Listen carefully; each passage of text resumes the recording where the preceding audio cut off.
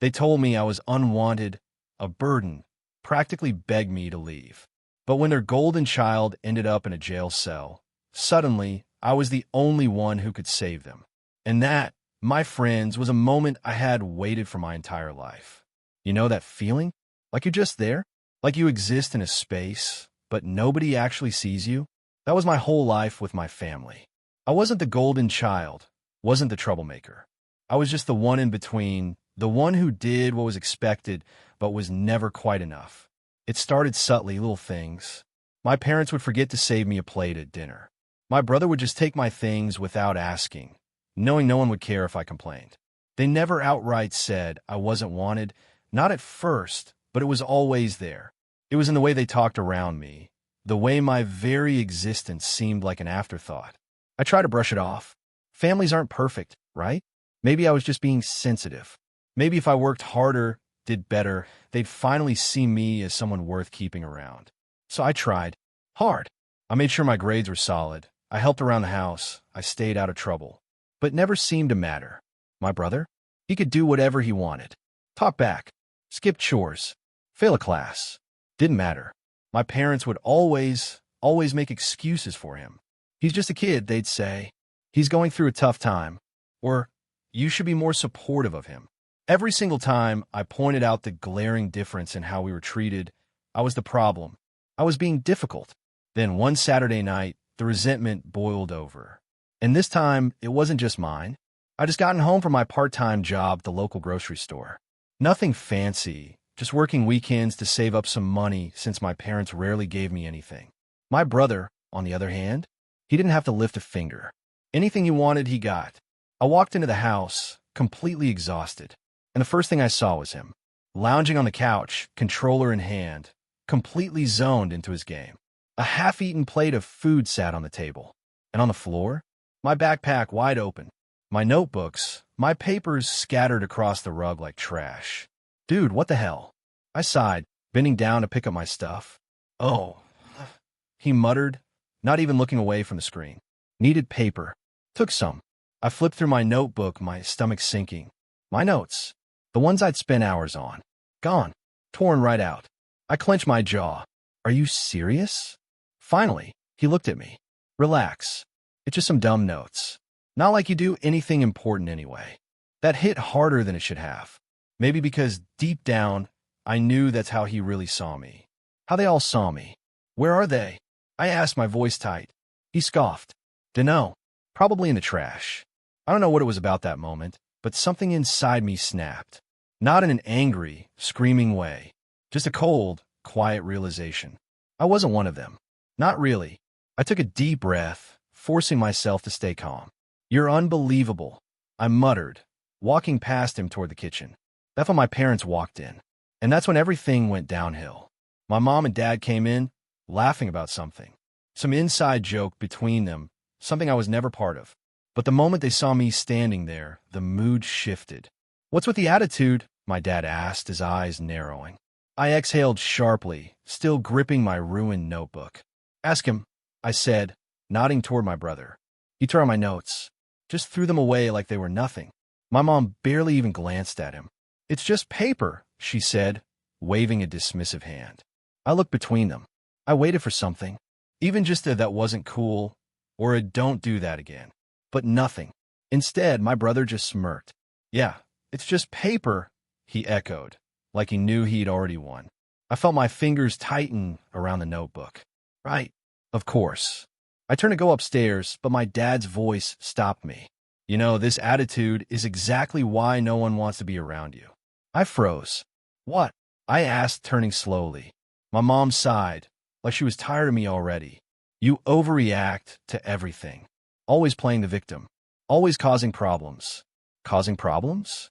I let out a bitter laugh. For what? Expecting basic respect? For not wanting my stuff trashed. My brother snorted. God, you're so dramatic. I shook my head. You guys act like I'm the issue, but you don't even see what's happening.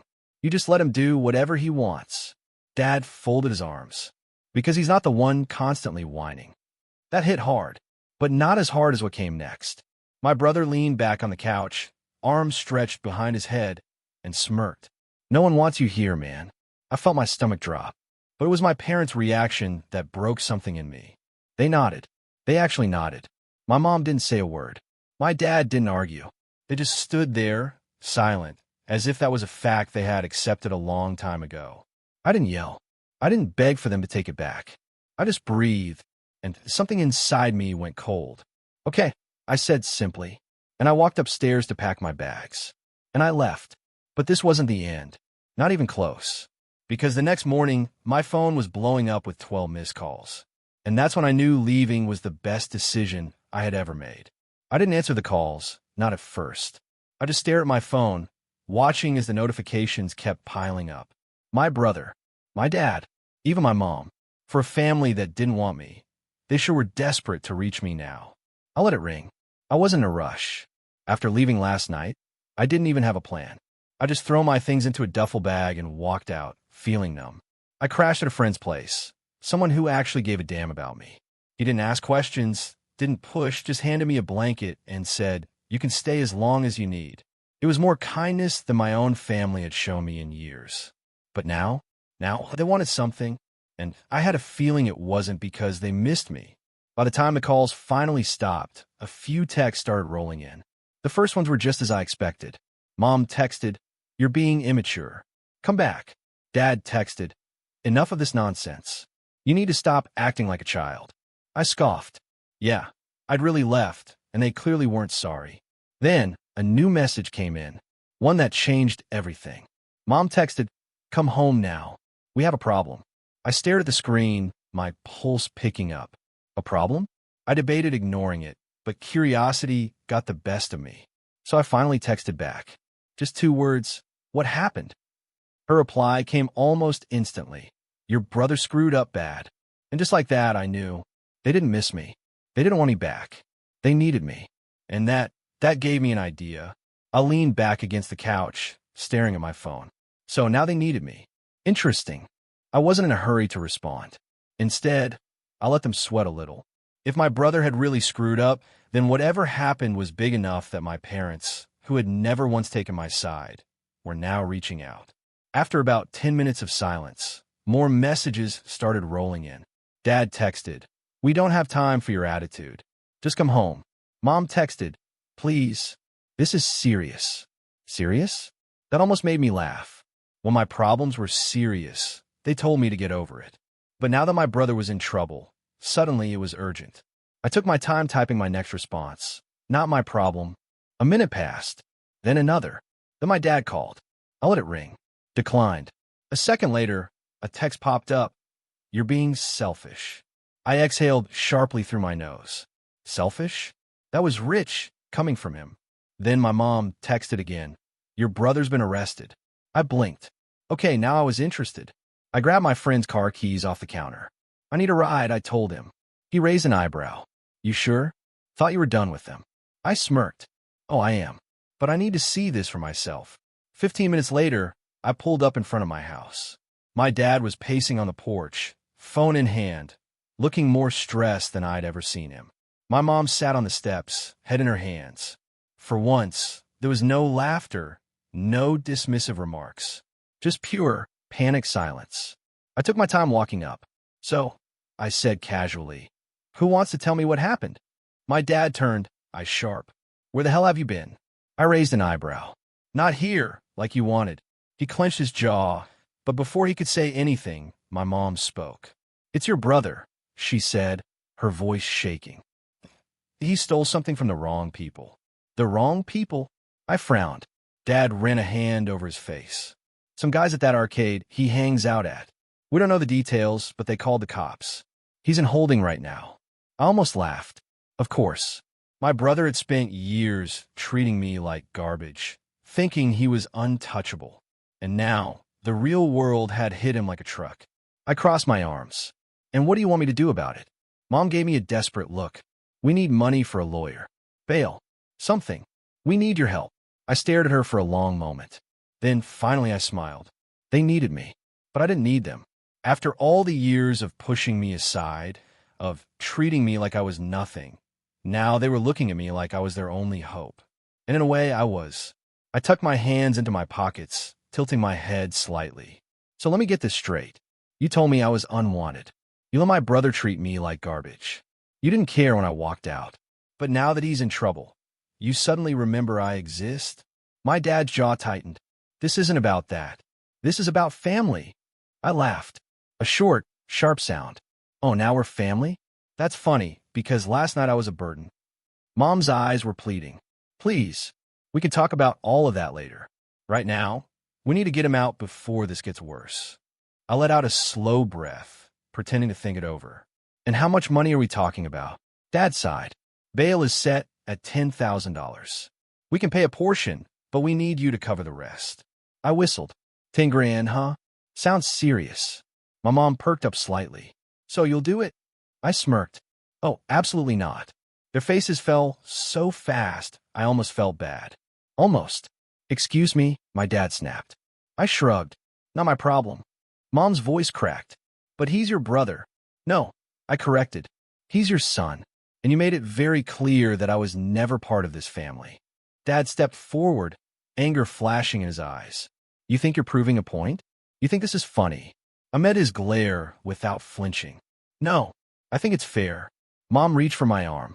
We'll pay you back. I took a step back. You think I trust you? The people who threw me away without a second thought. Her mouth opened and closed, but she had nothing to say. I shook my head. Here's what's going to happen. You're going to figure this out without me, just like you always wanted. And I'm going to walk away, just like you told me to. I turned on my heel, making my way back to my friend's car. Behind me, my dad shouted, "Don't you dare walk away from us." I glanced over my shoulder. You already did it first. Then I got in the car and drove away, leaving them in the mess they created.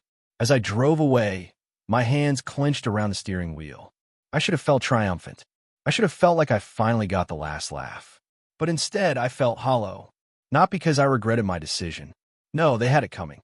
But because after everything, even after they begged for my help, I knew they still didn't see me as family. They just saw me as a solution. A wallet. A safety net. And now that net was gone. That night, I sat in my apartment, scrolling through my phone while enjoying a nice, greasy burger from my favorite takeout place. It was peaceful, quiet, the kind of night I hadn't had in years living under that roof. I had half a mind to turn my phone on silent, but I couldn't resist checking my notifications. And surprise, surprise, my family had not given up. Mom had sent 3 messages in a row. We can work something out. Please, let's talk. Your brother is still in jail. We're struggling to get the money together. Please. I know we were harsh before, but we're family. I nearly choked on my soda. Now, we're family? Now they cared? That was rich. I was debating whether to even respond when another text popped up, this time from my dad. Look, we can repay you, you just need to trust us. That one actually made me laugh out loud. Trust them? The same people who spent years treating me like an unwanted guest in my own home? The same ones who told me to leave without a second thought? Yeah, right. Just as I was about to put my phone down, another message came in from my brother. Come on, man. You're really going to let me rot in here? Oh, this was too good. After everything he put me through, all the times he pushed me around, made fun of me, called me useless, and now he wanted my help, I decided to have a little fun. You told me no one wanted me around. I'm just respecting your wishes, winking-faced. Delivered. Read. No response. I smiled to myself, stretched my arms behind my head, and took another bite of my burger.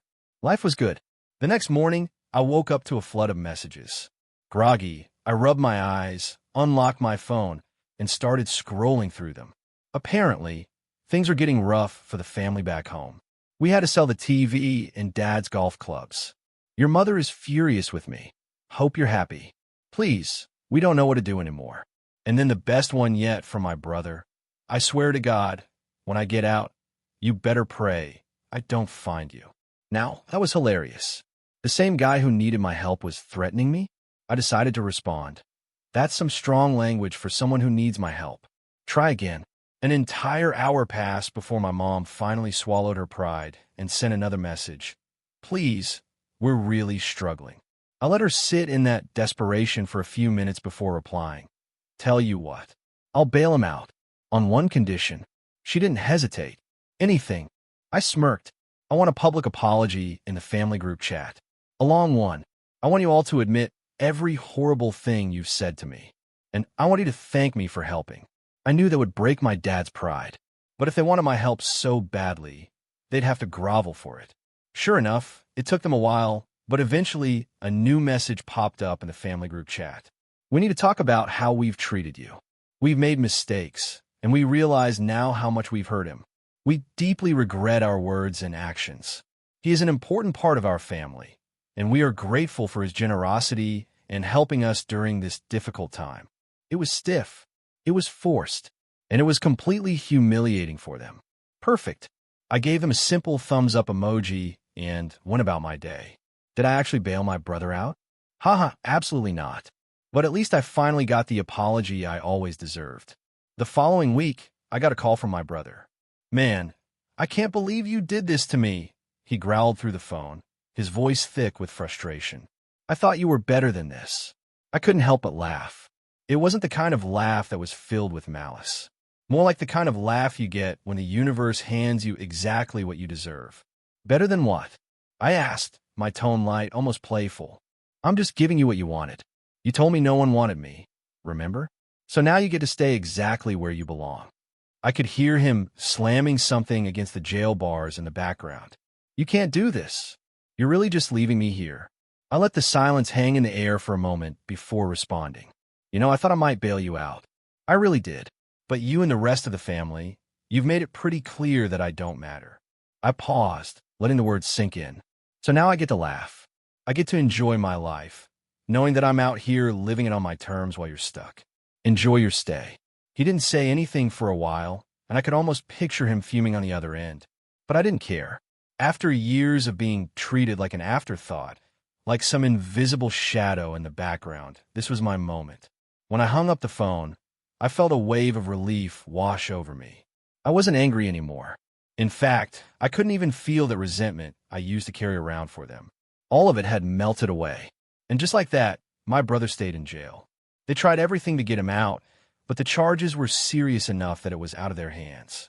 They begged and pleaded, but the truth was they needed me far more than I ever needed them.